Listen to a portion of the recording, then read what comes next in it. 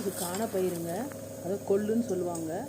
நம்ம பக்கம் வந்து ப்ரௌன் கலரில் கிடைக்கும். இது கருப்பு கலரு கன்னியாகுமரி, நாகர்கோயில் அந்த பக்கம், தூத்துக்குடி அந்த பக்கம் இந்த கிடைக்கும். இது ரொம்ப சத்து மிகுந்தது. நல்லா 2 வாட்டி தண்ணி ஊற்றி கழுவிக்கலாம். கழுவிட்டு ஒரு கெட்டியாக வானலில் போட்டு வறுக்க போகிறோம். இரும்பு கடாயில் போட்டு தண்ணியோட தான் சேர்த்து வறுக்கிறோம்.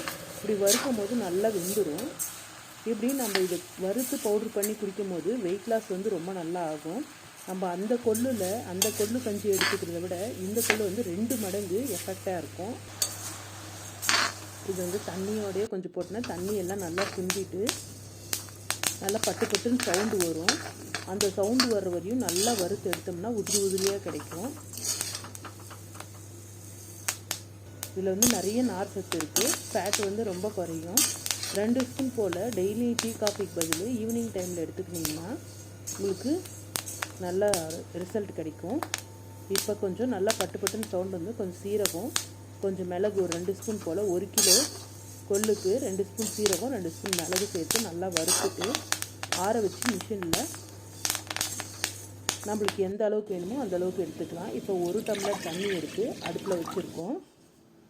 இப்போ இந்த மாதிரி மிஷினில் கொடுத்து நான் ரெடி பண்ணி எடுத்துகிட்டு வந்திருக்கிறேன். கொஞ்சம் கொரப்பாக அரைச்சி இதை வந்து 1 டேபிள் ஸ்பூன் போல் எடுத்து கொஞ்சம் தண்ணி விட்டு கரைச்சி எடுத்துக்கலாம். கரைச்சி எடுத்ததுக்கப்புறமா தண்ணி வந்து நல்லா கொதிச்சதுக்கப்புறம் இதை ஊற்றி நல்லா ஆல்ரெடி நம்ம வேக வச்சுருக்கிறோம். நல்லா வறுபட்டுருக்குது, நல்லா வெந்திருக்குது. இப்போ இதை தண்ணி கொதிச்சதும் இது சேர்த்துட்டு ஒரு 2 நிமிஷம் போல் கொதிச்சா போதும். உங்கள் டேஸ்ட்டுக்கு ஏற்ற மாதிரி 1 பிஞ்சு சால்ட்டு சேர்த்துக்கோங்க. சால்ட்டு சேர்க்கலனாலும் பரவாயில்ல. நான் இன்றைக்கி 1 பிஞ்சு சால்ட்டு சேர்த்துருக்கேன்.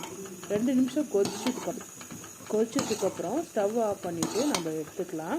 இது வந்து ஒரு சூப்பு மாதிரி இருக்கும், மிளகு சீரகம்லாம் போட்டதுனால. கொஞ்சம் சூடு பொறுக்க எடுத்துக்கலாம்.